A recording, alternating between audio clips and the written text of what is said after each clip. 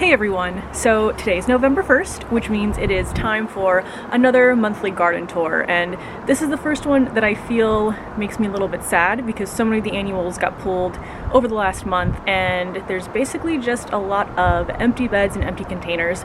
So what's currently left in the garden, I do have a few of the fall crops still growing, and then the rest are just a bunch of perennials that I will be overwintering, and I will show you how I do that as soon as I figure out how exactly I'm going to go through that. But for today, let's go ahead and I will take you through a tour of the garden so you can see what is going on here on November 1st. So let's go ahead and start in the usual place, although it's not as exciting as it has been before. We'll start here with the center raised bed, which again is my largest of all the raised beds that I have. So this one had the giant zinnias in it, which I just pulled a couple weeks ago. I can't believe how quickly it got cold. It was like 70 degrees and then all of a sudden dropped down to 40s and 50s. So I did remove those, and then you probably just saw the bulbs that I planted in here. So there are 75 tulip bulbs in here, and I've added a layer of mulch just for a little bit more insulation during the cold months. I'm still trying to decide if I'm going to cover it with anything else, mostly to make sure it doesn't get too moist, but I think for that I'll play it by ear. Coming down in the front here, so these four also have bulbs in them. These I'm definitely going to store in a more protected location. Like I mentioned, I'm still figuring out the details as far as how I'm going to overwinter this, but I think I'm going to put up a plastic greenhouse that I just got on Amazon, put all of the pots in there, and then maybe put some insulation in there as well, just to kind of keep off the edge if it gets super cold this year. So bulbs in here. Then over here I have this rose tree, which I absolutely love. So I had gone to a local garden center and had finished purchasing my items, and I was leaving, and right at the exit was this tree on sale for I think either $30 or 30% off. I can't remember, but either way it was definitely a good bargain. So I immediately picked it up and went back and purchased it. But I think the colors of the roses are absolutely beautiful. This is the first rose I have in my garden, so if you have any rose maintenance in container tips, let me know in the comments. Also, the little rose hips are really pretty too. Coming down here I have all my hydrangeas. So basically anything that was along this wall I went ahead and moved over here for a few reasons. One, this area doesn't get a ton of sun. The sun is coming from that direction, so it casts a little bit of shade, which is nice for the hydrangeas in the heat of the summer, but not as much when it gets cooler, and obviously the days are now getting shorter. So I went ahead and moved the hydrangeas over here. For the most part, all of the flowers, the flower heads I've removed to dry them and do projects in the winter. This one did start sprouting some more hydrangea blooms as well, so those are looking good. The one behind it is the one that had some issues earlier with the heat, so I mean the leaves grew back. I'm hoping it'll do okay and come back next year.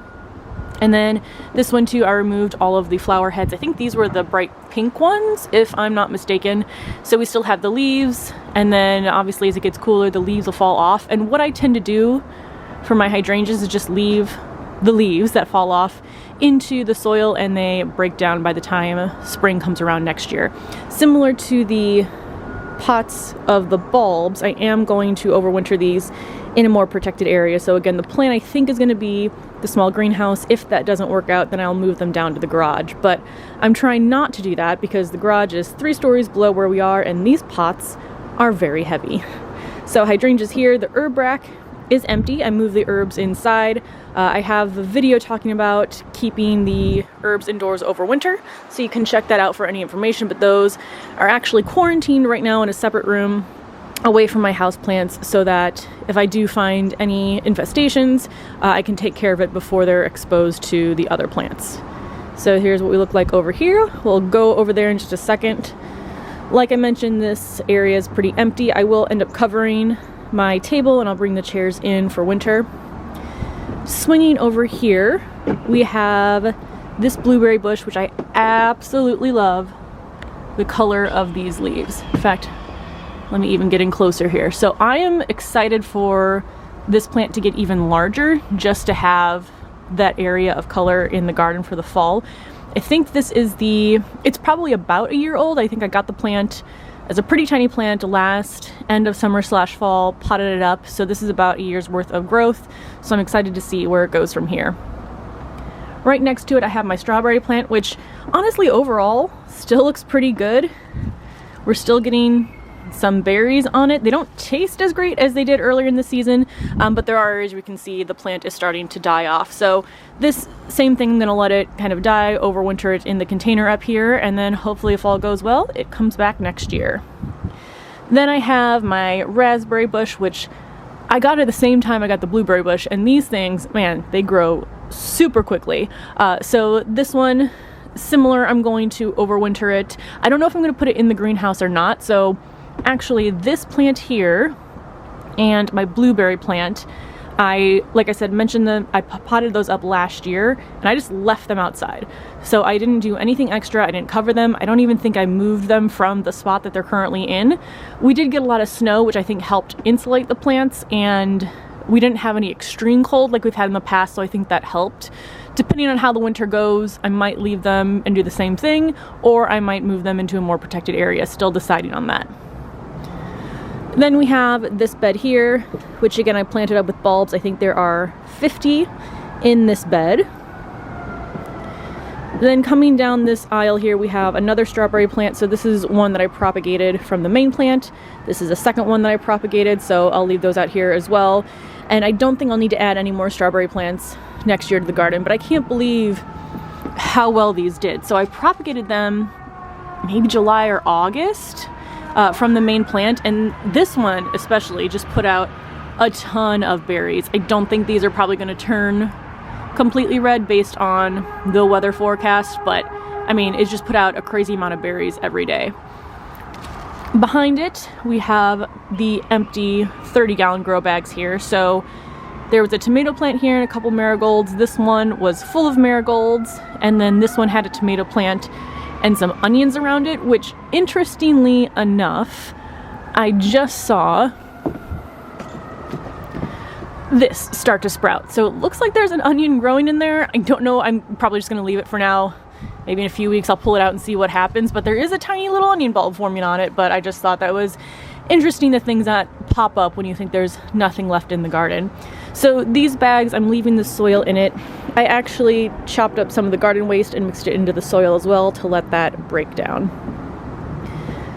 Swinging back on this end, I have beets in this bag. So this bag's doing okay. I have another bag of beets that isn't looking great, and I don't know if I planted them at the same time or not. I think I did, so it's kind of weird that the other bag just didn't do very well. But beets here, this is my aronia berry bush, which we've had some issues with this that I've been treating, powdery mildew on the leaves. It hasn't really improved. I'm gonna see kind of how it overwinters, if it's something that I'm gonna keep in the garden for next year or not. Empty bag here that I need to empty out. We have my grape plant here, which has pretty much lost all of its leaves as well. Like I mentioned, that's one of the strawberry propagations. And then this is the bag of beets. You know what, I actually think I did start it a little bit later, but not too much later. And everything just kind of seems stunted. There's spotting on the leaves. It's just not doing great. So I'm probably just gonna pull those and then maybe mix it in with the soil and let that break down over winter, but I don't think I'm gonna get any beets from this bag. Back here, I just have another empty bed that I ended up popping some extra bulbs in as well, but not a ton. And then I think maybe it's like 10 total, but we'll see kind of how it does. But essentially I only have 3 of the 4 raised beds with bulbs in them, and then the layer of mulch on top. I have my Dahlia here, so this one I'm going to wait until we get a couple frosts in, because that's just better for the eye development on the tubers before I remove and store the tubers for the winter.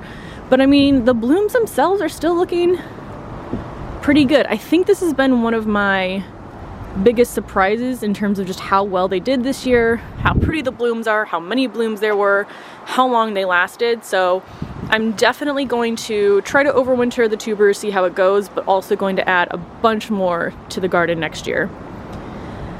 Then I have my snap peas, which are actually looking pretty good, and I feel like I kind of forget as the garden season winds down that I still have things growing, but these have been doing really great, especially on these trellises. So I had a makeshift trellis when I grew the crop in spring. This time I actually used pretty good trellises, so yeah, they're looking really good.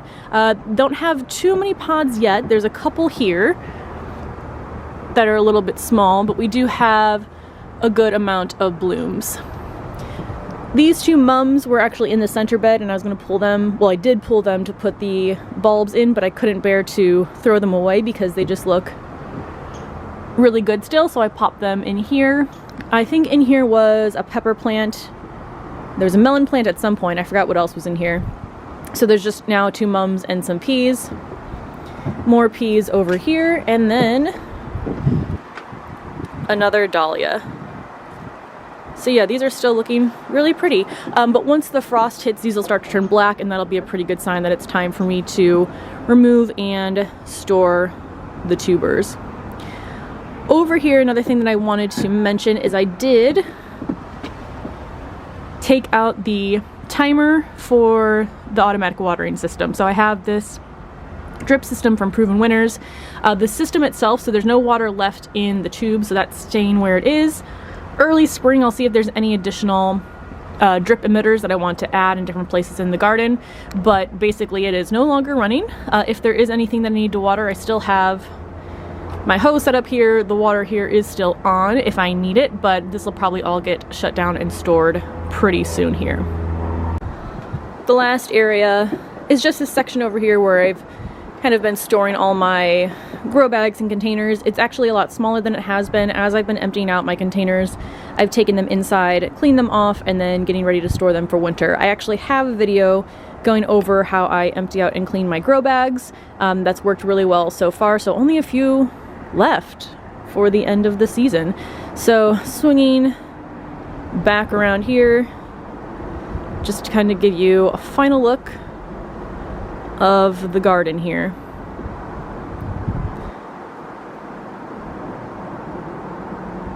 So that's how the garden looks on November 1st, and this is probably going to be my last garden tour of this year. I'll probably start up again either March 1st or April 1st, in which I actually start getting out in the garden again. I'm not going to really do much December through February for sure. If you do want to see some of my previous garden tours where there's a little bit more growing in the garden, I will link the playlist below. But other than that, thank you so much for watching, and I will see you in the next video. Bye. I just wanted to show off the beautiful color of the leaves on the trees right now.